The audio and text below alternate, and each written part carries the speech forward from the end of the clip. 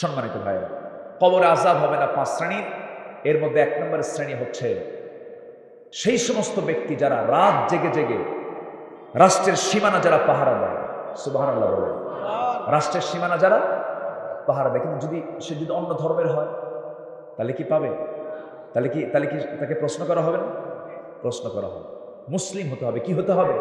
মুসলিম এবং ইসলামী রাষ্ট্র হতে হবে। কি রাষ্ট্র হতে হবে? ইসলামী রাষ্ট্র।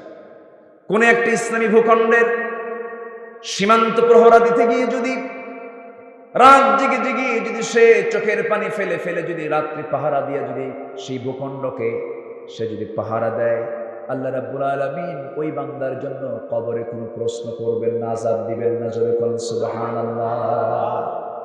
আমার নবীর 2 সাহাবীর কথা মনে হয়ে গেল। 12 লক্ষ বর্গ মাইলের রাষ্ট্রপ্রধান আমার নবীজি।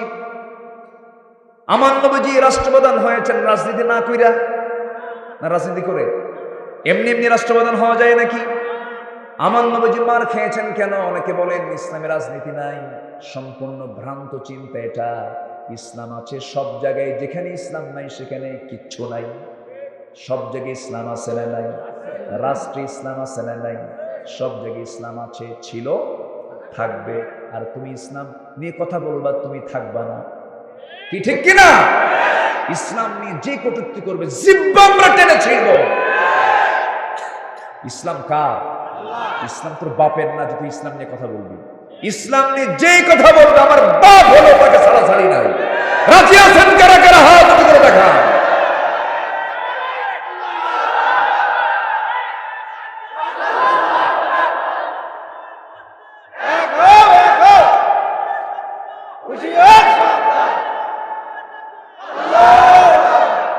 আল্লাহ তুমি সবার হাতকে কবুল করো। জোরে বলি আমিন। আরো জোরে আমিন। বসে ওঠে কে? মুরব্বি বসেন। হ্যাঁ 1 নম্বর বলছে? হ্যাঁ ঠিক আছে, যাক। ওইদিকে ওটা কয় নাম্বার? কোনো নাম্বার নাই, কোনো ছুটি নেই, আমরা থাকবো। জোরে বলি আলহামদুলিল্লাহ। জোরে বলি ইনশাআল্লাহ। আজকে মাহফিল কোনায় কোনায় ভরা, বলি আলহামদুলিল্লাহ। এতগুলো মানুষ আমরা একসঙ্গে আসেন দোয়া করি। দোয়া করবেন? দোয়া যদি না করেন তাহলে যে উঠবে তারে ধরবেন।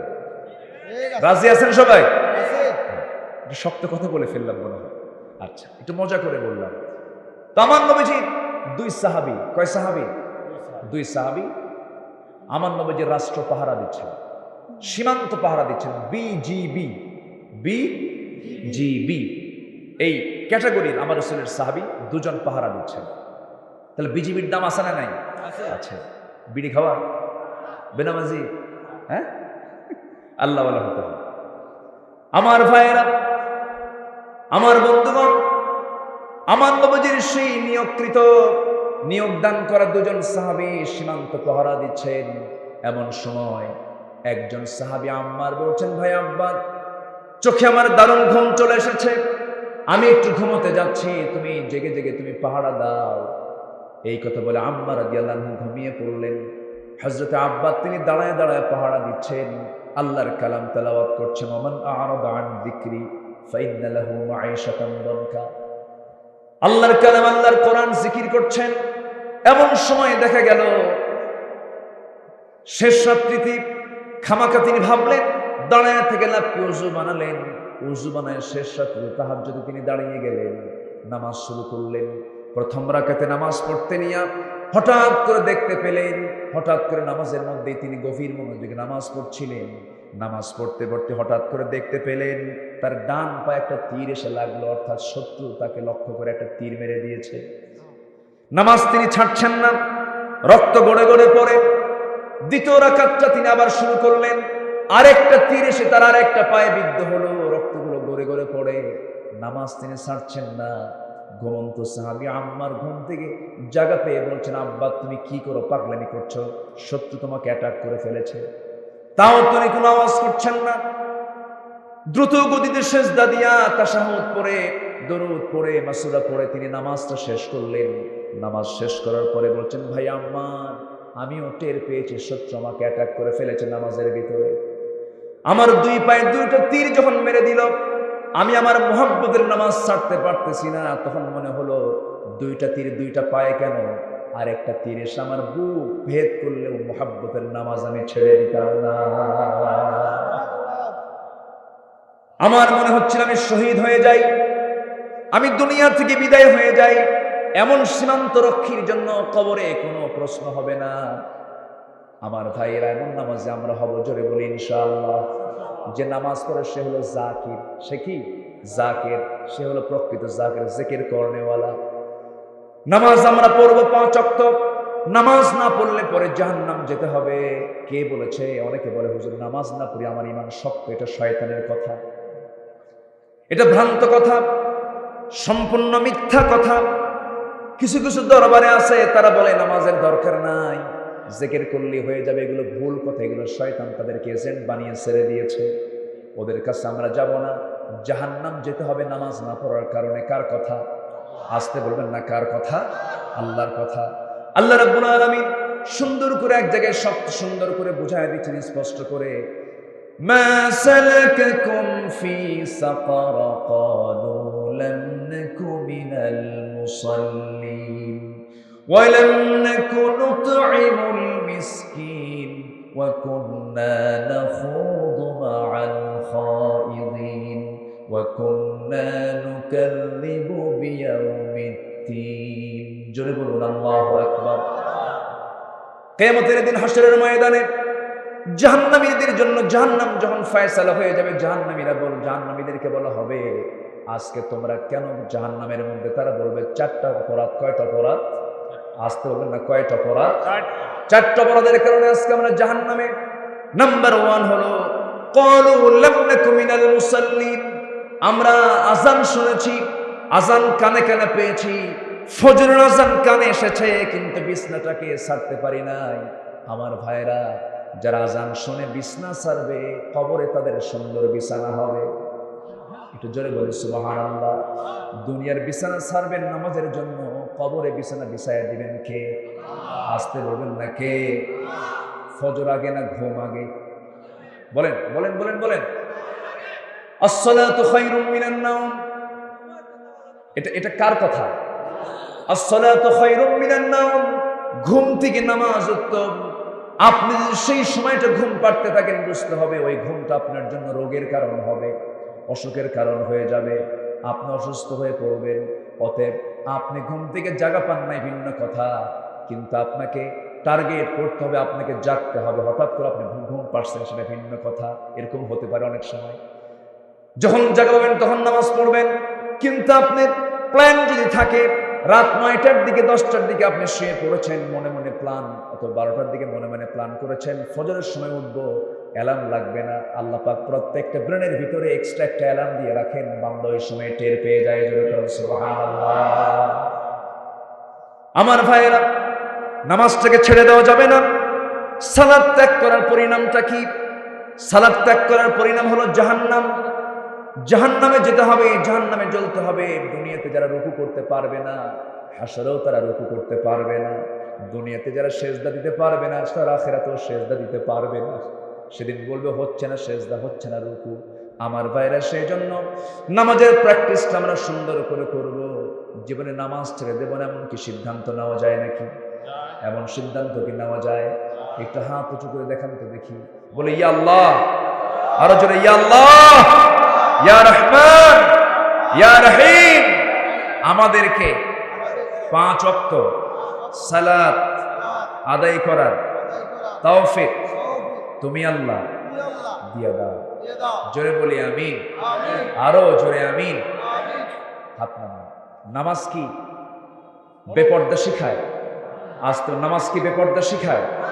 যে মহিলা নামাজ পড়বে সেই মহিলা কি বেপর্দায় থাকতে পারে? যে মহিলা নামাজ পড়বে সে কি একা একা মার্কেটে শপিং এ যেতে পারে? যে মহিলা নামাজ পড়তে পারে সে মহিলা কি এরকম করে পরপুরুষের সামনে নিজের সৌন্দর্য দেখাতে পারে? আসতে বলবেন না, দেখাতে পারে। কিন্তু এরকম দেখানো মহিলা আছে না নাই? আচ্ছা। কত বড় অপরাধ ইসলামের এগুলো, কত বড় ইসলামের দৃষ্টিতে এগুলো অপরাধ। আজকে চোখের সামনে অবলীলায় একটা পরপুরুষ, একটা পরনারী একাকী নির্জনে গাছের গোড়ায়, দেওয়ালের চিপায়, ক্যাম্পাসের সামনে, সবার সামনে বসে বসে ঘন্টার পরে ঘন্টা টাইম পাস করছে। আছে না নেই? এগুলো কি ছোটখাটো অপরাধ? আসতে এগুলো কি ছোটখাটো অপরাধ? শক্ত অপরাধ। এগুলো শক্ত শাস্তি ইসলাম নিশ্চিত করেছে। কিন্তু আজ আমরা সব চোখের সামনে এগুলো দেখছি, কিন্তু কিচ্ছু বলছি না। আজকে সমাজ নষ্ট করার পিছনে সবচেয়ে ইহুদি খ্রিস্টানদের ষড়যন্ত্র হলো মুসলিম পরিবারের মেয়েদেরকে উলঙ্গ করে ঘর থেকে বের করা। আমার মার, আমার বোনের, আমার মেয়ের ইজ্জতের দাম আছে না নাই? আসতে বলবেন না, আছে না নাই? আমার নবীর সময় একটা ছোট্ট ঘটনা মনে পড়লো আমার মার একটু মনোযোগ দিয়ে শোনেন। ছোট্ট একটা ঘটনা। একজন সাহাবী যুদ্ধে যাবেন, মুহাজির, এক আনসার সাহাবীকে ডাক দিয়ে বললেন, দেখো আনসার সালাবা আনসারি, আমার সাইদ যাবে যুদ্ধে আমার সাথে, ওর পরিবারটা এখানে অসহায় একা থাকবে, তোমার দায়িত্ব আমি দিয়ে গেলাম, এই বাড়ির বাজার একটু টেক কেয়ার করার দায়িত্ব তুমি পালন করবে। ইয়া রাসূলুল্লাহ, আমি প্রস্তুত আছি, আমি এটা পালন করব। তো সালাবা আনসারি রাদিয়াল্লাহু তাআলা আনহু তিনি প্রস্তুতি নিলেন, ঠিক আছে আপনি যান, আমি দায়িত্ব নিয়ে নিলাম। রাসূল ওই মুহাজির সাহাবীকে নিয়ে যুদ্ধে চলে গেছেন। যুদ্ধে চলে যাওয়ার পর এইদিকে যার দায়িত্বে রেখে গেছেন সেই সালাবা আনসারি একদিন দেখতে পেলেন ওই বাড়িওয়ালা যিনি যুদ্ধে গেছেন মুজাহিদের বউ ঘর থেকে বের হচ্ছিল, তার সুন্দর হাতটা বের হয়ে পড়ে। তো সুন্দর হাতের দিকে তার একটা লোলুপ দৃষ্টি চলে আসলো, চট করে হাতটা ধরল। ধরা মাত্রই একজন বেখেয়াল হলেও আরেকজন খেয়াল ঠিকই ছিল, মহিলা বলছে, সালাবা তুমি যে আমার হাতটা ধরলে, আমি কি ভিতরের নারী না পরনারী? পরনারী, আমি পরের স্ত্রী, তুমি একজন রাসূলুল্লাহর সাহাবী হয়ে আমার হাতটা চেপে ধরলে। চট করে ছেড়ে দিয়েছেন, চট করে হাতটা ছেড়ে দিয়েছেন। আল্লাহু আকবার বলেন। চট করে ছেড়ে দিয়েছেন। চট করে ছেড়ে দেওয়ার সঙ্গে সঙ্গেই তার সেন্স ফিরে আসছে, আমি তো বিশাল বড় অপরাধ করে ফেললাম। সেখান থেকে বের হয়ে গেলেন, যেদিকে চোখ যায় সেদিকে চলে গেলেন। সর্বক্ষণ সেজদায় পড়ে ডুকরে ডুকরে শিশুর মতো কাঁদতে থাকলেন, আল্লাহ আমারে মাফ করে দাও, আল্লাহ আমারে মাফ করে দাও। যুদ্ধ শেষে সাহাবা কেরামকে নিয়ে রাসূল চলে আসলেন। বাড়িতে এসে স্বামী তার স্ত্রীর কাছে বিস্তারিত শুনলেন, শুনে বললেন, এটা তেমন কিছু হয় নাই, যেহেতু তুমি তাকে সতর্ক করে দিয়েছ, সেও এটা বুঝে নিয়েছে, আমি তাকে মাফ করে দিলাম। ওই মহিলা বলল, হ্যাঁ আমিও তাকে মাফ করে দিয়েছি। এই কথা গিয়ে রসুলের কাছে যখন বলা হলো, রসুল বললেন, তুমি মাফ করলো, তোমার স্ত্রী মাফ করলো, আমি তাকে মাফ করব। তাহলে কায়দা না বেকায়দা? আসতে বলেন, কায়দা না বেকায়দা? সর্বোচ্চ বেকায়দা না বলেন? মারাত্মক বেকায়দা। আলোচনা শুনবে? আগ্রহ আছে? কবরে আযাব হবে না কয় শ্রেণী? চলতেছে কয় নাম্বার? আরো আছে কয়টা? 4টা। এইদিকে কি মনে আছে? মনে আছে? পেঁচ লেগে গেল। রাসূল যারা বাদী হবেন তারা মাফ করছে, কিন্তু বিচারক রাসূল বলতেছেন আমি তাকে মাফ করতে পারবো না, কারণ আমি তাকে দায়িত্ব দিয়েছি, সে দায়িত্বের অবহেলা করেছে, আমি তাকে মাফ করব না। বিচারক তেমনই হতে হবে, ঠিক কিনা বলো? রাসূল তেমন বিচারক ছিলেন। রাসূলকে শুধু আমরা ভাবি কি জানেন? রাসূল আমার দয়ার নবী, খালি এতটুকুই জানি আমরা। রাসূল যে কত কঠোর ছিলেন, আর সিদ্দাউ আলাল কুফার, এত কঠোর তিনি ছিলেন। একটা বিচার, সম্ভ্রান্ত পরিবারের মেয়ে, উচ্চ বংশীয় পরিবারের মেয়ে, তার নামও ফাতিমা, আমার নবীর মেয়ের নামও ফাতিমা, চুরি করে ধরা খেয়েছে। রাসূল বললেন, ওরে ধর, কাট। ফাকতাউ আইদিয়াহুমা, চোর এবং চুন্নি কোনো আপিল নেই, হাত কেটে দাও। কার কথা? কোন চোর? অভাবের চোর না স্বভাবের চোর? অভাবী চোর না স্বভাবী চোর? ইসলাম কোন চোরের শাস্তি দেয়? স্বভাব, অভাবের না। জুতা চোরের শাস্তি ইসলাম দেয় না, কলম চোরের শাস্তি ইসলাম দেয় না। কিসের শাস্তি? কলম চোর। কলমের খোঁচা দিয়ে টাকা মারা লোক আছে না নাই? সম্মানিত ভাইয়েরা, সম্মানিত বন্ধুগণ, রাসূল বললেন, ঠিক আছে হাত কাটো।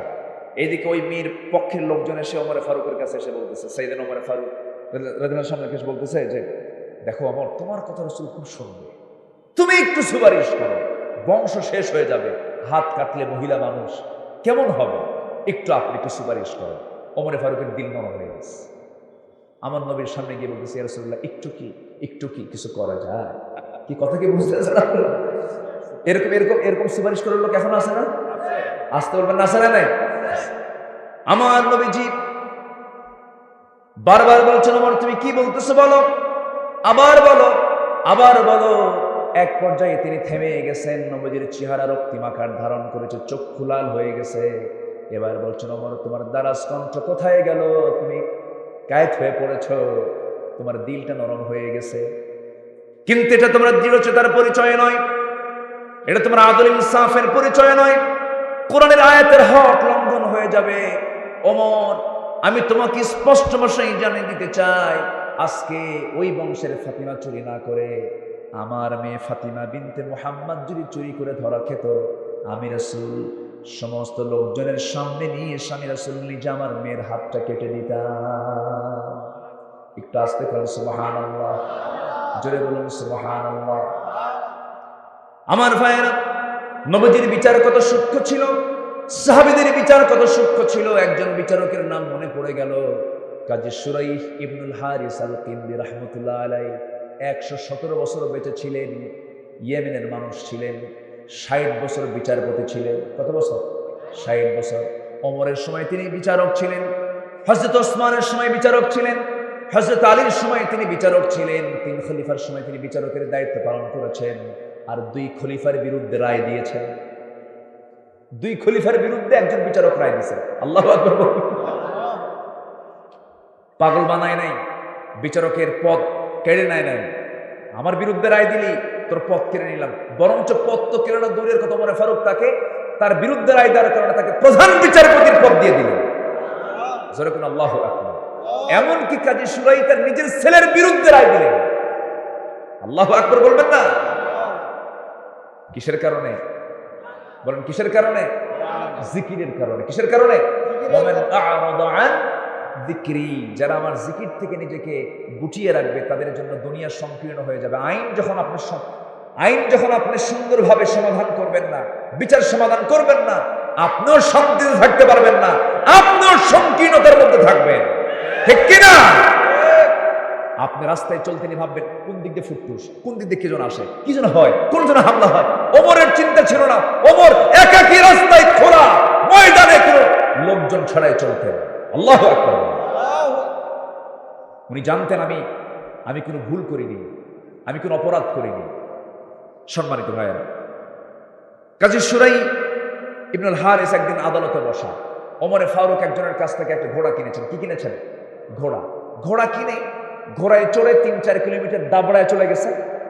হঠাৎ করে ঘোড়ার দৌড়াতে পারে না, বসে গেছে। খেপে গেছেন ওমরে ফারুক, এসে বলতেছেন, এই ঘোড়াওয়ালা, কি ঘোড়া দিলা তুমি? 2-3 কিলোমিটার যেতে ঘোড়া অচল, তুমি আমাকে অচল ঘোড়া দিয়েছো, ঘোড়া আমি নেবো না, টাকা দাও। ঘোড়াওয়ালা বলে, আমি টাকা ফেরত নেব না, ঘোড়া আপনাকে সুস্থ ঘোড়া দিছে।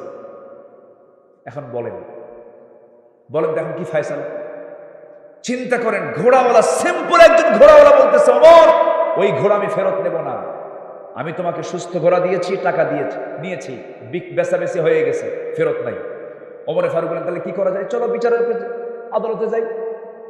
চলো আদালতে চলে গেলেন। কাজী শুরাইহ বসে আছে। কাজী শুরাইহ বলেন, আমিরুল মুমিনিন, আপনি আমারও আমির, আপনি আমারও খলিফা, আপনি আসছেন আমার আদালতে বিচার চাইতে, আমি কি বিচার করবো? কেন? ইয়াদিলু হুয়া আকরাবু লিত্তাকওয়া, সঠিক বিচার করে এটাই তাকওয়া। আমি ওমর আমার দিকে তাকাই না। আল্লাহু আকবার বলেন। এবার কাজী শুরাইহ বলতেছে, ঘোড়া যখন কিনেন আপনি তখন কি সুস্থ না অসুস্থ? তো সুস্থ। যখন ঘোড়া আপনি দাবরান তখন কি কিছু দূর যেতে অসুস্থ? তিনি বললেন, সাইয়েদনা ওমর আমিরুল মুমিনিন, আপনি এখন সুস্থ, কিছুক্ষণ পর যে অসুস্থ হবেন না তার গ্যারান্টি কি? গ্যারান্টি নাই। আপনার ঘোড়াও অসুস্থ হয়ে গেছে, গ্যারান্টি নাই। একটু আস্তে করেন সুবহানাল্লাহ। রায় চলে গেল খলিফার দিকে না ঘোড়াওয়ালার দিকে? এখন তো খলিফার খেপার কথা, ক্ষমতার প্রয়োগ করার কথা, বিচার প্রতি তোরে খাইয়া ফেলাম। এরকমই তো হয় আজকের সমাজে, ঠিক কিনা? সাইয়েদনা ওমর কি করলেন? সোজা চলে গেলেন অফিসে গিয়ে মজলিসে শুরার বৈঠকে বসলেন। মন্ত্রী পরিষদ বৈঠকে বসলেন, বসে বললেন, একজন কাজী পাইছি, খুব ভালো, আমার বিরুদ্ধে রায় দেয়। সুবহানাল্লাহ বলবেন, ওরে আমি প্রধান বিচারপতি বানায় দিলাম, যা। চিন্তা করেন, আরেকজন খলিফা হযরত আলী রাদিয়াল্লাহু তাআলা আনহু, নাম শুনেছেন না? কার জামাই? বলেন কার জামাই? বইয়ের নাম কি? বলেন বইয়ের নাম কি? কত দাম! আবার তার ছেলের নাম কি? হাসান হুসাইন, জান্নাতের যুবকদের সর্দারের বাপ আলী। সে আলীর বিরুদ্ধে রায় দিয়েছেন কাজী সুরাই। এই বিচারক যুদ্ধ করতে যাওয়ার সময় লৌহ বর্ম হারায় যায়। লৌহ বর্ম যখন হারে, সেই লৌহ বর্ম পাইছে এক ইহুদি। কে পাইছে? ইহুদি। ইহুদি পাওয়ার পর সেই ইহুদি আবার ওই লৌহ বর্ম বেচার জন্য বাজারে নিয়ে আসছে। সেই বাজারে আবার কাস্টমার হয়ে আলী গেছে, যে দেখে আমার লৌহ বর্ম। বলছে, এই বেটা পাইছিস কই? কেটা আমার। কেন এটা আমার? কেন এটা আমার, তো এটা আমার চিহ্ন, এই যে চিহ্ন এটা আমার। কেন না, এটা আমার লৌহ বর্ম। তাহলে কি করা যায়? আদালতে যাও। চলো আদালতে যাই। আদালতে গিয়ে কাজী সুরাই শরণাপন্ন হওয়া হলো। কাজী সুরাই বললেন, আমিরুল মুমিনিন, আপনি আমারও আমির, কি বিচার করব? আলী বললেন, সঠিক বিচার করো। সুবহানাল্লাহ বলবেন না? বিচার বিভাগের স্বাধীনতার দরকার আছে না নাই? আসতে বলবেন না, আছে না নাই? বিচার যখন প্রশ্নবিদ্ধ হবে, আপনিও প্রশ্নবিদ্ধ হবে, ঠিক কিনা? কি সুন্দর বিচার! এই জন্য 7 শ্রেণীকে আল্লাহ পাক আরশের ছায়ার নিচে স্থান দিবেন। কয় শ্রেণীকে? এর মধ্যে 1 নম্বর শ্রেণী হলো বিচারক। 1 নম্বর শ্রেণী কারা? বিচারক। বিচারকের গুরুত্ব অনেক বেশি ইসলামে, সবচেয়ে বেশি গুরুত্ব ইসলামে বিচারকের। আলহামদুলিল্লাহ বলে। আমার ভাইয়েরা, এবার কি হলো? হযরত আলী বললেন, ও বিচারক, বিচারটা করে দাও। তিনি বললেন, আমিরুল মুমিনিন, আপনি যে লৌহ বর্মটার দাবি করছেন, কিন্তু লৌহ বর্ম আছে ইহুদির হাতে, আপনি যে দাবি করছেন তার সপক্ষে আপনি প্রমাণ দেখান। কোন সাক্ষী আছে নাকি? হ্যাঁ, সাক্ষী আছে। কে?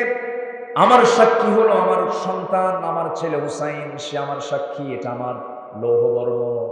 এবার তিনি বলছেন, আমিরুল মুমিনিন, বাবার পক্ষে ছেলের সাক্ষী আদালত কখনো গ্রহণ করে না। এই কথা বলা মাত্রই হযরত আলী বললেন, আপনি আমার এমন ছেলেকে আপনি সাধারণ ছেলেদের মতো ছেলে মনে করবেন না, যার ব্যাপারে রাসূল নিজেই বলেছেন, সাইয়্যিদুশ শাবাবি আহলিল জান্নাহ, জান্নাতের সমস্ত যুবকদের সর্দার হচ্ছে আমার হাসান হুসাইন, অতএব এদের সাক্ষী গ্রহণীয় হবে আদালতে। তিনি বলছেন না, আদালতে কখনো বাবার পক্ষ হয়ে ছেলে কখনো সাক্ষী দিতে পারে না। আমি রায়টা দিতে পারবো না, যেহেতু আপনার সাক্ষীর অভাব রয়েছে। এই লৌহ বর্ম যা আপনার আমি প্রমাণ করতে পারলাম না, এই লৌহ বর্ম সেই ইহুদির হাতেই ফেরত দিতে হবে। হযরত আলী মুস্কি হাসি মেরে আস্তে করে আদালত থেকে বের হয়ে আসতেছেন, আর মাথা পেতে নিলেন, কারণ আইন সবার জন্য। আসতে বলবেন, আইন সবার জন্য সমান। কোনো রাগ করলেন না, কিন্তু ইহুদির ভিতরে প্রতিক্রিয়া শুরু হয়ে গেছে। ইহুদি মনে মনে চিন্তা করে, হারে ইসলামটা কত শ্রেষ্ঠ ইসলাম, কি সুন্দর করে সর্বোচ্চ একজন ব্যক্তির বিরুদ্ধে রায় চলে গেল, একজন সাধারণ বিচারক তার বিরুদ্ধে রায় দিল। মাথা পেতে তিনি গ্রহণ করে তিনি আস্তে করে বের হয়ে আসলেন। ইসলাম যে শ্রেষ্ঠ মহান কোনো সন্দেহ নাই।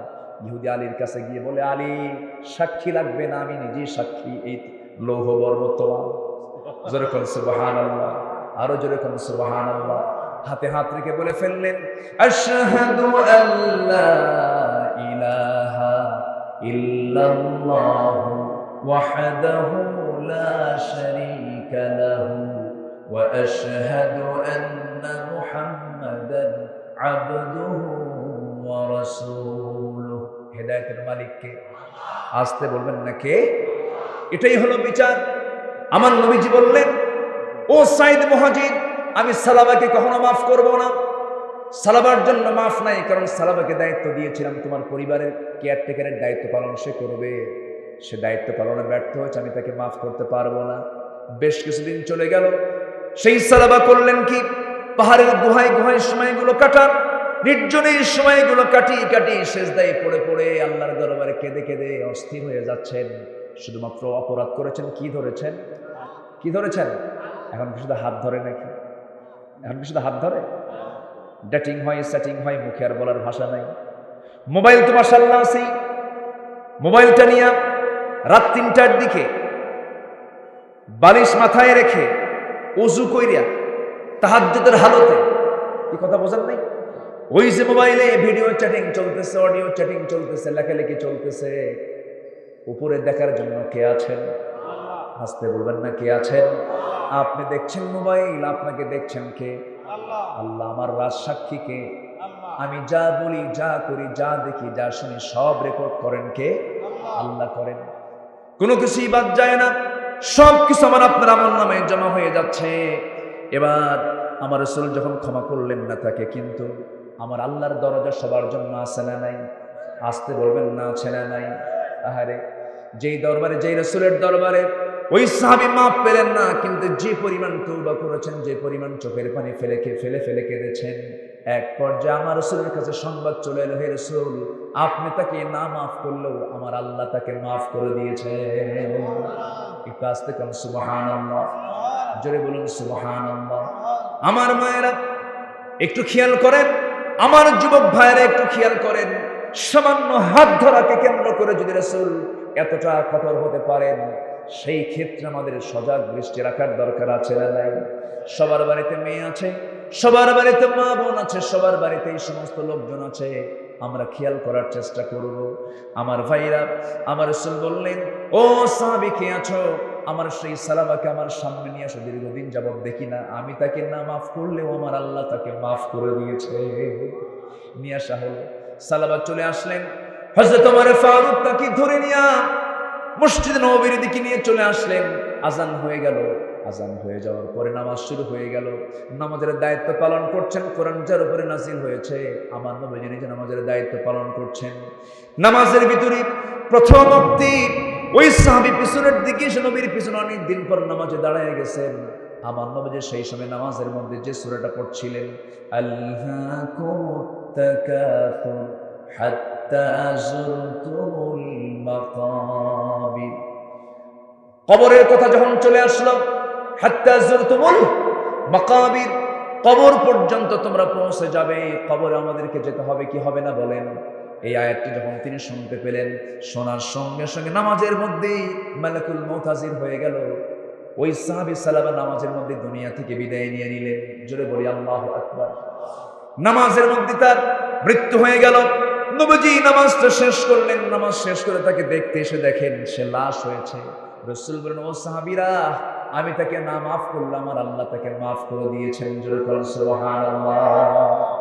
আমার মা, সেই জন্য একটু সজাগ থাকতে হবে, সতর্ক থাকতে হবে। কথার পর্দা, দেহের পর্দা, সবকিছুর পর্দা আপনাকে অবলম্বন করতে হবে। এই বিষয়গুলো আপনি খেয়াল করবেন। আল্লাহ রাব্বুল আলামিন বলছেন, শোনো, আমার জিকির থেকে তুমি নিজেকে নিবৃত রেখো না। জিকির মানে হলো আল্লাহর আইনকে মেনে নেওয়া। কার হুকুম মেনে নেওয়া বলেন? আল্লাহ রাব্বুল আলামিন আরেক জায়গায় বলছেন, ফাইদা কুদিয়াতিস সালাতু ফান্তাশিরু ফিল আরদি ওয়াবতাগু মিন ফাদলিল্লাহ ওয়াযকুরুল্লাহা কাসীরা। জোরে বলুন আল্লাহু আকবার। নামাজ যখন আদায় হয়ে যাবে, মসজিদ থেকে তাড়াতাড়ি বের হয়ে পড়বে, সেই সময় তোমরা জিকির করবে। সবচেয়ে কম না সবচেয়ে বেশি? বেশি করে জিকির করবে। কার কথা? তাহলে ব্যাংকে বসবে, জিকির করবে কার? দাড়ি পাল্লায় নিয়ে বসবে, জিকির করবে কার? ওজন মাপতে নিয়ে জিকির করবে কার? ওজন মাপা সমান সমান, এটাই হচ্ছে জিকির। এরপরে আপনি লেনদেন করবেন, সঠিকভাবে লেনদেন করবে, এটাই হলো জিকির। জোরে কোন সুবহানাল্লাহ। কার হুকুম মেনে নেওয়া? হুকুমটা মেনে নাও, জিকির। হুকুমটা মেনে নাও, জিকির। আমার ভাইয়েরা, আমার বন্ধুগণ, আল্লাহ রাব্বুল আলামিন 5 শ্রেণীকে কবরের আযাব দিবেন না। কবরে কোন প্রকার তাদেরকে প্রশ্ন করা হবে না। 1 নম্বরে বলেছি, যারা ইসলামী রাষ্ট্রের যারা পাহারাদার হবে, সীমান্ত রক্ষা যারা দেবে, রাত জেগে জেগে যারা সীমানা পাহারা দেবে, আল্লাহ পাক তাদেরকে কবরে কোনো প্রকার প্রশ্ন করবেন না।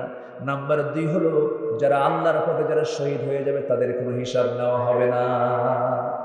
একটু জোরে বলি সুবহানাল্লাহ। আসেন দোয়া করে দিই। হ্যাঁ, সময় আছে, কিন্তু 2-1 করে যে ওঠে, হ্যাঁ, একটু যাবেই না? হ্যাঁ, একটু যাবেই তো নাকি? 2-1 যাবেই না? এরকম চাইতে দিলে তো সবাই চলে যাবে। আপনি কেন উঠতেছেন? কোনো ওঠে নেই, বসেন। আপনি উঠলে আমি শেষ করে দেব, বসেন। এই তো আর কিছুক্ষণ। অনেক পুরাতন মানুষ, আমার 20 বছর আগের থেকে তাকে চিনি। আলহামদুলিল্লাহ। আল্লাহ জি হ্যাঁ, আমরা আর খুব অল্প সময়ের মধ্যে আমরা শেষ করে দিচ্ছি, আর বিরক্ত করব না বেশি। আমার জন্য সবাই দোয়া করবেন, আমার জন্য সবাইকে দোয়া করবেন, আমিও দোয়া করি আপনাদের জন্য, আমরা একসঙ্গে দোয়া করি। জি জি ইনশাআল্লাহ, অবশ্যই অবশ্যই। আমি শেষ করে দিচ্ছি। 5টা বিষয়, 5টা শ্রেণীকে আল্লাহ পাক শাস্তি দিবেন না, কবরে প্রশ্ন করবেন না, আযাব দিবেন না। 1 নম্বর হলো ইসলামী রাষ্ট্রের যারা পাহারাদার। নাম্বার 2 কি? শহীদ। নাম্বার 2 কি বলেন? শহীদ। শহীদ নামে কিন্তু বহু লোকও আছে, আছে না? শহীদ নামে লোক আছে না? নাই। শহীদ কি নাম তোমার? শহীদ। ওর কোনো প্রশ্ন নাই নাকি? ওই শহীদ না কিন্তু। আবার আমার দেশে অনেক হিন্দু শহীদ হয়, আছে না? নাই। আচ্ছা, কিন্তু না, শহীদ হতে হলে শর্ত হলো তার ঈমান থাকতে হবে। কি থাকতে হবে? ঈমানটা থাকবে। ঈমানের সঙ্গে শহীদের সম্পর্ক।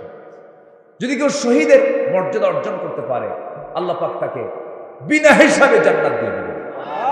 একজন সাহাবী যুদ্ধে যাবার আগে দোয়া করতেছে। কি দোয়া দেখেন, দুজন একসঙ্গে হাত তুলে দোয়া করতেছে। একজন দোয়া করে, আয় আল্লাহ তাআলা, আমি উহুদের ময়দানে যাচ্ছি, উহুদের ময়দানে আমি যখন যুদ্ধ শুরু করব, সেই সময় আমি যেন প্রবল শক্তি প্রয়োগ করে যেন বাতিলদের মোকাবেলা করতে পারি, আমি যেন তাদের বিরুদ্ধে লড়াই করতে পারি। এক পর্যায়ে আমি যখন ধরাশয়ী হয়ে যাব, কাফেররা যেন আমার হাতটা কেটে নেয়, আমার পাটা কেটে নেয়, আমার চোখটা তুলে নেয়, আমার কানটা কেটে নেয়, আমার নাকটা কেটে নেয়, আমার জিহ্বাটা কেটে নেয়, সমস্ত অঙ্গগুলো যেন টুকরো টুকরো করে ফেলে।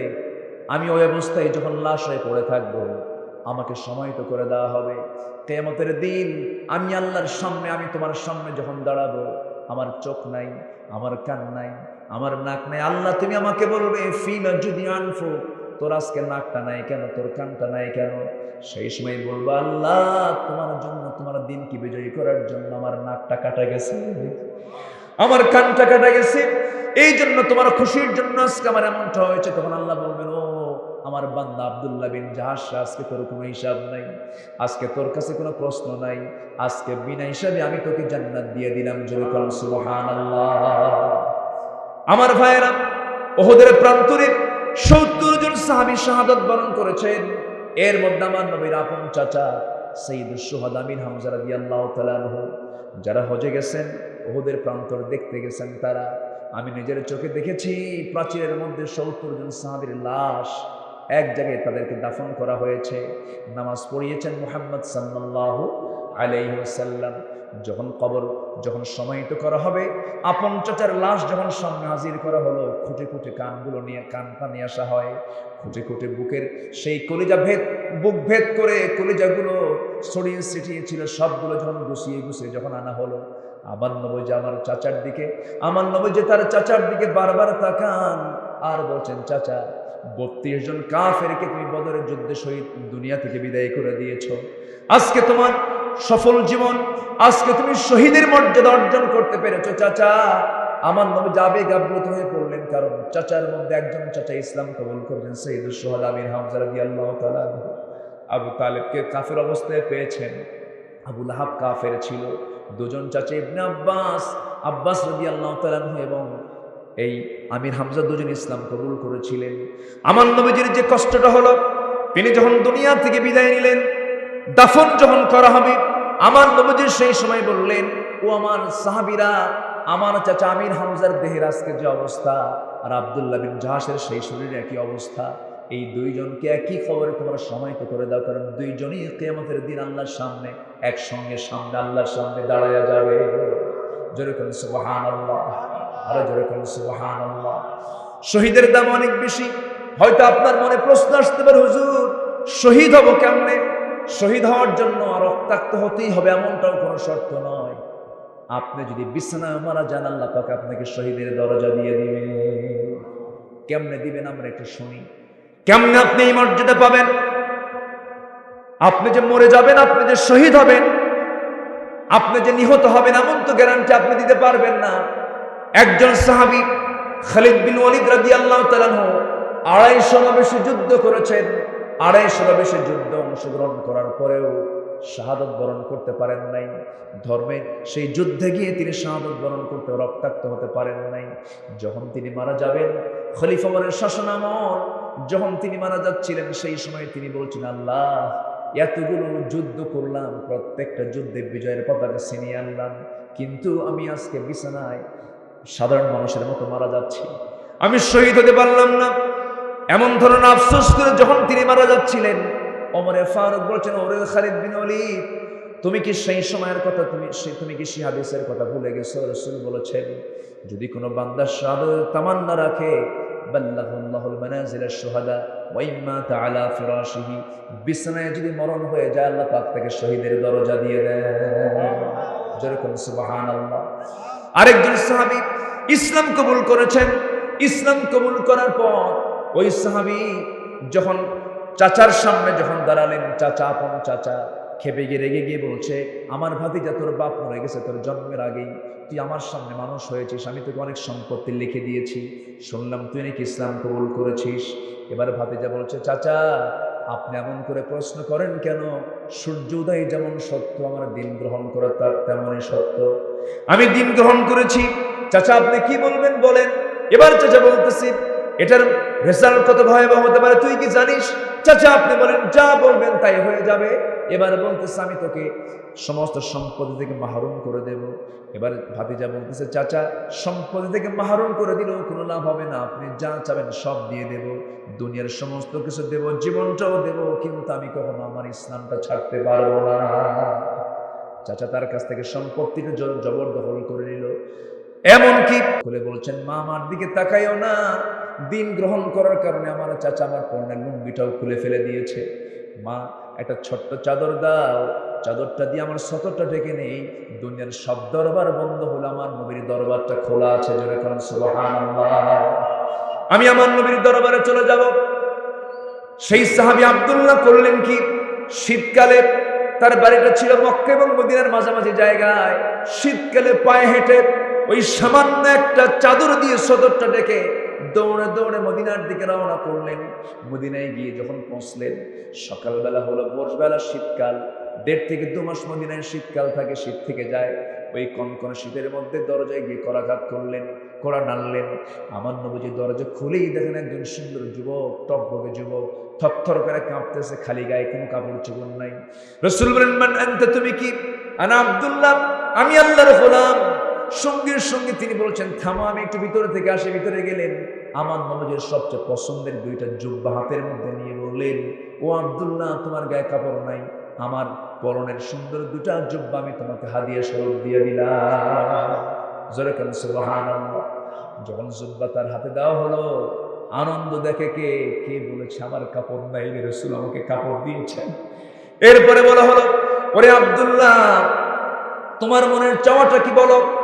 আব্দুল্লাহ বলছেন, ইয়া রাসূলুল্লাহ, আমার মনের চাওয়াটা সেটাই, যেই চাওয়াটা আমি পাইলে পরে, সেই প্রাপ্তিটা আমার পূরণ হলে পরে কবরে কোনো শাস্তি হবে না, আমি শহীদ হতে চাই। আমি কি হতে চাই? শহীদ হতে চাই। সঙ্গে সঙ্গে বলা হলো, আব্দুল্লাহ, আমি তোমার জন্য দোয়া করছি। হাত উপরে তুললেন, উপরে তুলে বলছেন, আল্লাহ, আব্দুল্লাহর দিন গ্রহণ করতে দারুণ কষ্ট পেতে হয়েছে, আব্দুল্লাহর রক্ত মাংস তুমি আল্লাহ কাফের বেঈমানদের জন্য হারাম করে দাও। সাহাবীর মন খারাপ হয়ে গেল। সাহাবী বলছেন, ইয়া রাসূলুল্লাহ, আমি দোয়া চাইলাম কি, আপনি দোয়াটা করলেন কি? কাফের বেঈমানদের জন্য আমার রক্ত যদি হারামি হয়ে যায়, আমি তো শহীদ হতে পারবো না। রাসূল বললেন, ও আব্দুল্লাহ, তোমার দিন গ্রহণ করতে দারুণ কষ্ট হয়েছে, চিন্তা করো না আব্দুল্লাহ, তুমি শহীদের মর্যাদা পেয়ে যাবে। আমার নবীজির কাছে ইসলাম কবুল করে কোরআনটা হাতের মধ্যে নিয়ে, কোরআনটা জিকির, কোরআনটা কি বলেন? জিকির। ওই আব্দুল্লাহ করেন কি, সাহাবীদের মধ্যে যে সমস্ত সাহাবী নবীর ঘরের পাশেই থাকতেন, সেই আসহাবে সুফার সদস্যরা যেখানে থাকতেন, সেই জায়গায় গিয়ে ওই সাহাবী গিয়ে সবার মধ্যে গিয়ে যখন কোরআন পড়তেছিলেন, চিৎকার মেরে মেরে কোরআন পড়েন, আওয়াজ দিয়ে দিয়ে কোরআন পড়েন। অন্য সাহাবীদের ডিস্টার্ব হয় মনে করে কিছু সাহাবী গিয়ে বলছেন, ইয়া রাসূলুল্লাহ, নতুন একজন লোক এসেছে, যুবক এসেছে, খুব ডিস্টার্ব করছে, কি জোরে জোরে কোরআন পড়ে আমাদের তেলাওয়াতে বাধাগ্রস্ত হয়ে যায়, আপনি একটু আস্তে আস্তে পড়তে বলেন। কে? ওই যে আব্দুল্লাহ। আমার রাসূলকে দেখে বলছেন, ও সাহাবীরা, কার বিরুদ্ধে তোমরা নোটিশ এনেছো? তোমরা আব্দুল্লাহকে কোরআন তেলাওয়াত করতে বাধা দিও না।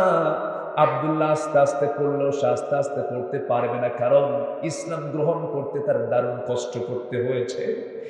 সম্পত্তি ছেড়ে, সমস্ত কিছুর মায়া ছেড়ে দিয়ে সে ইসলাম কবুল করেছে। অতএব সে জোরে জোরে করুক, তোমরা তাকে বাধা দিতে পারবা না। রাসূল বলে দিলেন, কেউ তাকে বাধা দিল না। যুদ্ধের ডাক চলে এলো, যুদ্ধে তিনি শামিল হয়ে গেলেন। যুদ্ধ থেকে ফিরে আসার পথে ওই সাহাবী হঠাৎ করে অসুস্থ হয়ে পড়লেন। নবীর কাছে সংবাদ এলো, রাসূল বলেন, দেখো তো চিকিৎসা করো। চিকিৎসা করা হলো, কাজ হলো না, তিনি শাহাদাত বরণ করলেন। যখন দুনিয়া থেকে বিদায় নিলেন, মারা গেলেন, আমার নবীজি বলছেন, সাহাবীরা তোমরা ওর গোসল টোসল সম্পূর্ণ করে দাও, কাফনের কাপড় পরিয়ে দাও, জানাজা কেউ পড়াবে না, আমি রাসূল নিজে তার জানাজার দায়িত্ব গ্রহণ করে নিলাম। আমার নবীজি জানাজার দায়িত্ব গ্রহণ করলেন, জানাজা সম্পূর্ণ হয়ে গেল। রাসূল বললেন, সাহাবীরা আমার আব্দুল্লাহর কবরটা তোমরা কোথায় দিয়েছো, কবরটা কোথায় খনন করেছো? হুজুর ওই যে দুই পাহাড়ের চিপায় আমরা কবর খনন করেছি। রাসূল বলেন, ঠিক আছে, আমাকে নিয়ে যাও কবরের সামনে। রাসূল কবরের সামনে গিয়ে দাঁড়িয়ে বলছেন, সাহাবীরা রে, জানাজা আমি পড়ালাম, কবরে কেউ রাখবে না আমার আব্দুল্লাহকে, আমার দুই হাতে আমার আব্দুল্লাহকে আমি আজকে সমাহিত করব।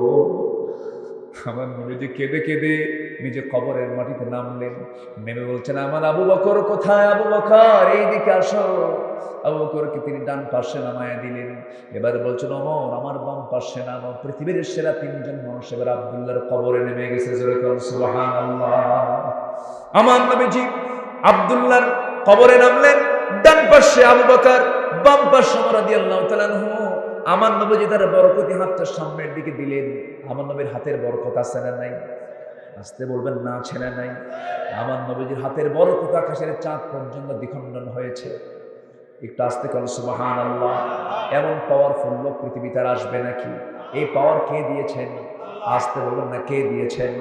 রাসূল কেন সেরা? এই জন্য সেরা, জোরে বলি আল্লাহু আকবার। আমার নবীজি মেরাজ করেছেন, কার বাড়িতে গেছেন? পৃথিবীর কেউ গেছে নাকি? এই জন্য তিনি সেরা, জোরে কোন আল্লাহু আকবার। আমার নবীজি যখন জন্ম নিয়েছেন কোন মাসে? কোন মাসে? এই মাসের নাম কি? আমার নবীজি যখন জন্ম নিয়েছেন, জন্মের মাত্র 2 দিন পর, আমার নবীজি জন্ম নেওয়ার 2 দিন পর, আমার নবীজি আম্মা জান, আমার নবীজির মা আমিনার ঘরে তিনি ছিলেন। যখন তার জন্ম হয়ে গেল, 2 দিন যখন তার বয়স হয়েছে, আবু তালেব যদিও কাফের, একদিন বলতেছে, মুহাম্মদ শোনো, আমি নিজের চোখে একটা বিষয় দেখেছি, তোমার স্মৃতিচারণ করতে চাই, কতটুকু সত্য মুহাম্মদ তুমি বলো তো। কি চাচা আপনি বলেন? তুমি যখন ছোট ছিলা, তুমি যখন মার পেট থেকে দুনিয়াতে আসলি, 2 দিন মাত্র বয়স, দ্বিতীয় রজনীতে আমি তোমাকে দেখতে গেলাম তোমাদের বাড়িতে। তোমার মার চোখে পানি টলমল করে, তোমার মা কান্নাকাটি করে, তোমার মার মনটা খারাপ, কারণ তোমার মা এই জন্য কাঁদতেছে, কারণ তার স্বামীটা দুনিয়াতে বেঁচে নেই, আমার ভাই আব্দুল্লাহ দুনিয়াতে বেঁচে নাই। তোমার জন্ম হওয়ার সঙ্গে সঙ্গে তার কান্নারও বেড়ে গেছে, কারণ সন্তান জন্ম দিলাম, আমার পেট থেকে আসলো সন্তান, কিন্তু কার কোলে তুলে দেবো সেই স্বামীটা আজকে আমার দুনিয়াতে নাই। দারুণ কষ্ট পাচ্ছিলেন। সেই সময় আমি তোমার ঘরের মধ্যে যেয়ে দেখি তুমি ছোট্ট শিশু নবজাতক, 2 দিন মাত্র বয়স, আকাশের চাঁদনি আকাশের নিচে তোমাকে খোলা জায়গায় শুয়ে রেখেছে। আমি তোমাকে দেখছি, তুমি একাকী শুয়ে আছো, তোমার মা তোমার কাছে নাই। তোমার মা তোমার কাছে আসলেই কান্দি।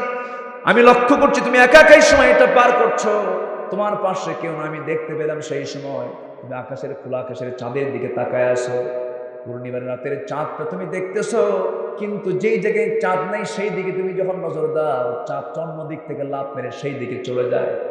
আবার যখন তুমি আবার অন্য দিকে তাকাও, ওই চাঁদটা লাফ মেরে আসে আবার ওই দিকে তো চলে আসে, তোমার চোখের সামনে হাজির হয়ে যায়।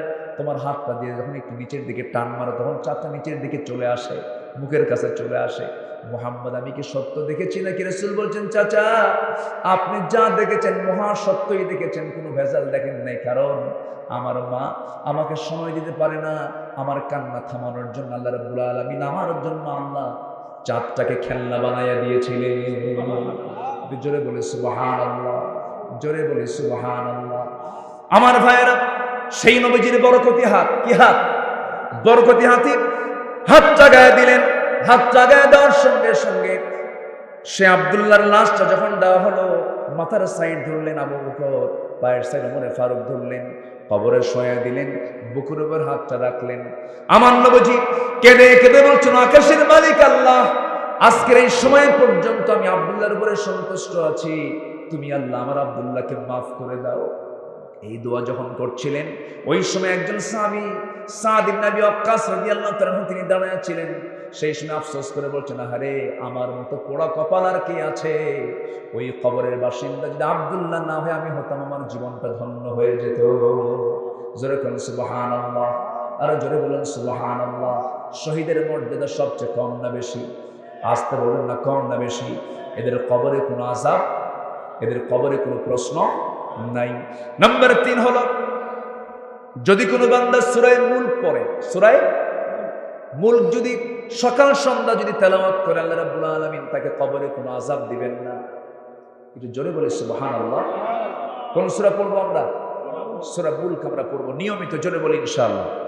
5 ওয়াক্ত নামাজ না পড়লেও চলবে, এরকম কিছু নাকি আবার? আচ্ছা। নাম্বার 4 হলো, যদি কারো মৃত্যু যদি জুমার দিন হয়, কিসের দিন হয়? জুমার দিন অথবা জুমার রাতে। জুমার রাত মানে হচ্ছে বুধবার দিবাগত রাত্রি, বৃহস্পতিবার না, হ্যাঁ বৃহস্পতিবার দিবাগত রাত্রি শুক্রবার পড়ে যায়। এই রাত অথবা দিন এর মধ্যে যদি কারো ইন্তেকাল হয়ে যায়, আল্লাহ তাকে কবরের আযাব থেকে রেহাই দিবেন। জোরে বলে সুবহানাল্লাহ। যদি মুনাফিক মরে, কি কথা কি বুঝতেছেন? ওর জন্য এই প্রাপ্তি নেই। আচ্ছা, অনেক কথা ছিল, একটু শর্ট করে বলে ফেলি। পীড়ায়, পেটের পীড়ায় যদি কেউ মারা যায়, পেটের পীড়া, সহিহ হাদিস এসেছে যদি কেউ পেটের পীড়ায় মারা যায়, ধৈর্য যদি ধরে, কিছু কিছু মহিলা আছে ধৈর্য ধরতে পারে না, অসুখের ঠেলায় আল্লাহ তোমার সুখ আসলেই খানা, এরকম আসার নাই বলেন তো? এরকম করা যাবে না। কষ্ট হচ্ছে, তীব্র যন্ত্রণা, বলতে হবে আল্লাহু আকবার, বলতে হবে সুবহানাল্লাহ, এর উপরে থাকতে হবে। তাহলে আল্লাহ পাক তাকে শহীদের দরজা দিয়ে দেবে, আল্লাহ পাক তাকে কবর আযাব থেকে মাফ করে দেবে। আগুনে পুড়ে, পানিতে, আগুনে পুড়ে পানিতে পড়ে, এরপরে রোড অ্যাক্সিডেন্টে যদি কোনো ইমানদার মারা যায়, আল্লাহ তাদেরকে শহীদের দরজা দিয়ে দেবে। আল্লাহ তুমি সবাইকে বোঝার তৌফিক দাও। চিৎকার মেরে বলি, আল্লাহ আমার জীবনের সগীরা কবীরা, ছোট বড় সব গুনাহ তুমি আল্লাহ মাফ করে দাও। জোরে বলি, ইয়া রাব্বাল আলামিন, ইয়া রাব্বাল আলামিন।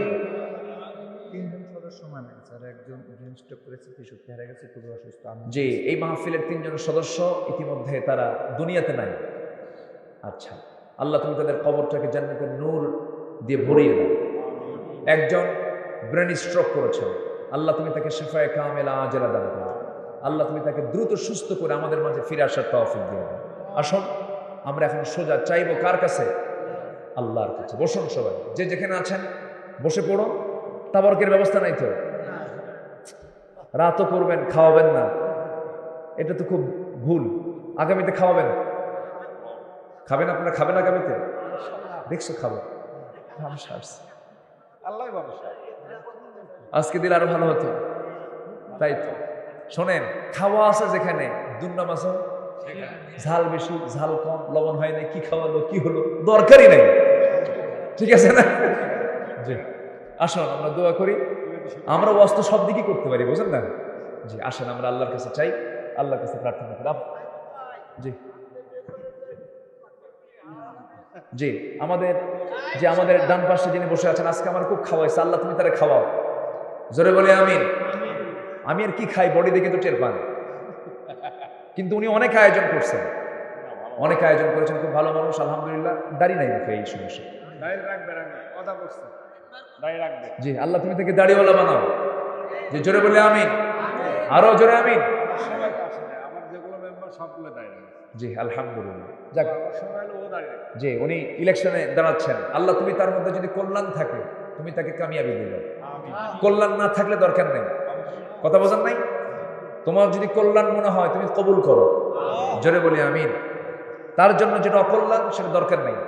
আমি কিন্তু এরকম কথাই বলি, সন্তান জন্ম নিলে বলবেন না আল্লাহ তুমি তার হায়াত বাড়ায় দাও, ঠিক আছে, আল্লাহ যদি ভালো হয় রেখে দাও এখন, আর খারাপ হয় তুমি এখনই নিয়ে যাও, মোহাম্মত তৈরি হবে। তাছে কি কথা কি বোঝা গেল? এই জন্য আল্লাহর কাছে কাটছাট দোয়া করতে হয়, একদম ক্লিয়ার। আমরা ক্লিয়ার দোয়া করবো কার কাছে? আল্লাহর কাছে। আসুন আমরা আল্লাহর কাছে চাবো। আমার কথায় কেউ কষ্ট পাননি তো? কষ্ট পেলে আমার কিছু করার নেই, আমি তো আমার কথা বলি নাই, আমি বলেছি কার কথা? আল্লাহর কথা। আল্লাহ যেন আমাদের সবাইকে মাফ করে দেন। খুব ভালো, পীরহাটির এই মাটি আমার জন্য খুবই ফেভারিট একটা জায়গা। আমি কেন যেন এর দিকে একটা দুর্বলতা আমার বারবার কাজ করে। এক একটা মাহফিলে এক একটা ডেট, আপনাদের দোয়া, আমি তো আপনাদের এলাকার সন্তান, সেই হিসেবে বলি প্রতি বছর না হলেও 12 থেকে 14,000 মাহফিলের দাওয়াত আসে। এখন বছরে ধরেন দেশ থেকে 200 মাহফিল না হয় করা যায়। যদি আপনি 200কে দিয়ে 12,000কে ভাগ করেন, যা মাহফিল শেষ করতে লাগবে 75 বছর। কত বছর? তাহলে এক বছরের মাহফিলে যদি 75 বছর সময় লাগে, তাহলে চিন্তা করেন সে তার ভিতর থেকে আমি চুজ করে একটা মাহফিল আমি এই ময়দানে দিয়ে দেব। আপনারা খুশি তো? আর যদি খুশি না হন বলে দিবেন, আমি আর আসবো আসবো দেখা যাক, জোরে বলি ইনশাআল্লাহ। আসা দোয়া করি। হ্যাঁ, এখানে আসা লাগবই। হ্যাঁ জি, দেখা যাক ইনশাআল্লাহ। বগুড়ার সোল আসছে না, ওই সব বগুড়ার, বুঝলেন, বগুড়ার সোল। আর এলাকার হচ্ছে, এই এলাকার কি গেদা, বগুড়ার সোল আর এলাকার গেদা।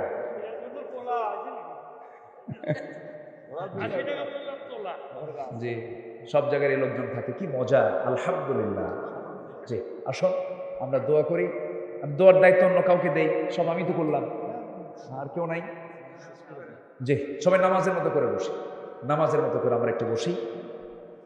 জি, আলহামদুলিল্লাহ।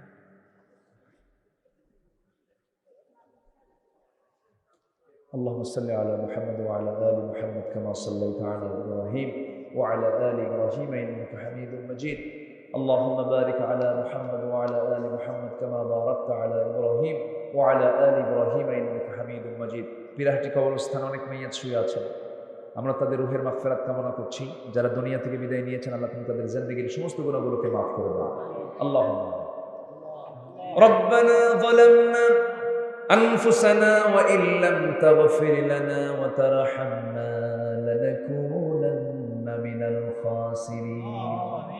গভীর রাত, নিঝুম রাত, ঝিমানো রাত্রিতে চাঁদের মতো হাজার হাজার মুসলমান নরনারীকে নিয়ে তোমার কালামে 4টি আয়াতকে সামনে রেখে জিকিরের উপরে কিছু কথা বলার চেষ্টা করেছি। গুনার বোঝা মাথায় নিয়ে দুটো হাত পেতে আছে। আল্লাহ, গুনার দিকে নজর দিও না, বান্দা মনে করে তামাম জীবনের গুনাহগুলোকে মাফ করে দাও। জনম দুঃখী বাপজান যারা চলে গেলেন, জিন্দেগীর গুনাহগুলো মাফ করে দাও, কবরগুলোকে জান্নাতের টুকরা বানাইয়া দাও। অনেক আলোচনা শেষ করে বাড়ি ফিরে যাব রে, বাড়িতে ফিরে গিয়ে সব দেখবো, কিন্তু মাকে পাবো না রে, বাবাকে পাবো না। মা দেখলে পরে কলিজা ঠান্ডা হয়, মারা চলে গিয়ে বসলে মনে হয় এখনো বড় হয়নি, যেন শিশু হয়ে আছি রে। মা দর দিয়ে দেন, স্নেহ দিয়ে দেন। মার আঁচল যে কত বড় পথের, যারা হারিয়েছেন তারাই তো বুঝতে পারেন রে। রাত গভীর হয়ে গেলে বউ ঘুমায়, সন্তানরা ঘুমায়, কিন্তু মা জেগে জেগে থাকে আর মনে মনে ভাবে, বাজান আমার কখন দরজায় কড়া লাগবে। ও আল্লাহ, বিপদে পড়লে পরে বউ হেরে যায়, সন্তানরা সব হেরে যায়, কিন্তু মা তো হারে না, মা তো থেকে যায়। মা তার জীবন দিয়ে সন্তানকে ভালোবাসে রে। সেই মা যারা চলে গেল, জিন্দেগীর গুনাহগুলো মাফ করো, কবরগুলোকে জান্নাতের বাগিচা বানায়া দাও। সবাই চক্ষু বন্ধ করুন, আল্লাহর শেখানো দোয়া পড়ে দিল থেকে মন থেকে সবাই বলুন, রব্বিরহামহুমা কামা রব্বায়ানি সাগীরা, রব্বিরহামহুমা কামা রব্বায়ানি সাগীরা, রব্বিরহামহুমা কামা রব্বায়ানি সাগীরা। ও আল্লাহ, বিশেষ করে মাহফিল আয়োজন যারা করলেন, শোনার জন্য দূর দূরান্ত থেকে যারা আসলেন, বিনিময়ে কিয়ামতের কঠিন ময়দান, যেদিন কেউ কাউকে চিনবে না, মা সন্তানকে ভুলে যাবে, সন্তান মাকে ভুলে যাবে, কেউ কাউকে বুঝবে না, চিনবে না, অস্বীকার করে বসবে। যেদিন মানুষ কাঁদতে কাঁদতে চোখের পানিগুলো ফরে যাবে রে, ও আল্লাহ চোখ থেকে রক্ত বের হওয়া শুরু হয়ে যাবে। সেই কঠিন মুসিবতের দিনে এই মাহফিল সবার জন্য নাজাতের মাধ্যম বানায়া দিও। ও আল্লাহ, আমার ডানে, আমার বামে, আমার সামনে, আমার পিছনে, আড়ালে যত ভাই, যত মা বোন হাত তুলেছেন, ও আল্লাহ তুমি তো সবার অন্তরের খবর রাখো। যার যা চাওয়া তুমি আল্লাহ পাওয়া করে দিও। অসুস্থ সুস্থ করে দাও, ঋণগ্রস্ত ঋণ মুক্ত হওয়ার তৌফিক দিয়ে দাও, ব্যবসায় মন্দা বরকত দিয়ে দাও, পরিবার অশান্তি শান্তি দিয়ে দাও, ছেলে পেলে কথা শোনে না অনুগত করে দাও, পরিবারকে দ্বীনের জন্য কোরআনের জন্য তুমি আল্লাহ কবুল আর মঞ্জুর করে দাও। আয় আল্লাহ তাআলা, এই পৃথিবীতে আসার তো সিরিয়াল ছিল, যাওয়ার তো কোনো সিরিয়াল নাই। কে কখন চলে যাব জানি না। দাদার আগে নাতি যায়, বাবার আগে ছেলে যায়, মার আগে মেয়ে চলে যায়। এই তো দুনিয়ার নিয়ম রে। কে কখন চলে যাব জানি না। আল্লাহ মুক্তি যখন হবে শহীদ মৌত কপালে জুটাইয়া দিও। আয় আল্লাহ তাআলা, মূর্তি যখন হবে শহীদ মৌত কপালে জুটাইয়া দিও। আল্লাহ ও আল্লাহ, মাহফিলটার আয়োজন করতে গিয়ে যুবকরা অনেক কষ্ট করেছেন। যুবকদের খেদমতকে কবুল করো। শাহাদাত রফিক সহ যত যুবকরা আছে সবার নাম তো আমার জানা নাই, সবার খেদমতকে তুমি আল্লাহ কবুলের মঞ্জুর করে নাও। মুরব্বীদেরকে কবুল করে নাও। জিএমসি কলেজ কর্তৃপক্ষকে আমরা ধন্যবাদ জানাচ্ছি, তুমি তাদের খেদমতকে কবুল করে নাও। এই মাহফিলের জন্য এই জায়গাটা উজাড় যারা করে দিয়েছেন আল্লাহ তুমি তাদেরকে পুরস্কৃত করো। প্রশাসনকে কবুল করে নাও। আয় আল্লাহ তাআলা, দুনিয়া থেকে কোন দিন বিদায় হব জানি না। ও আল্লাহ, মূর্তি যখন হবে আল্লাহ মেহেরবানি করে এমন ভাবে নিও না যেইভাবে নিলে পরে তোমার কাছে ধরা খেয়ে যাবে। আল্লাহ মেহেরবানি করে মূর্তি যখন হবে আল্লাহ মেহেরবানি করে তোমার পছন্দের বান্দারের কাতারে আমাদেরকে নিও। আয় আল্লাহ তাআলা, চেয়ারম্যান মহোদয়কে তুমি আল্লাহ কবুল আর মঞ্জুর করে নিও। আয় আল্লাহ তাআলা, অনেক মেহনত তিনি করেছেন, তার খেদমতকে তুমি আল্লাহ কবুল আর মঞ্জুর করে নিও। আল্লাহ তোমার বান্দাগুলো সবার নাম তো আমার জানা নাই রে।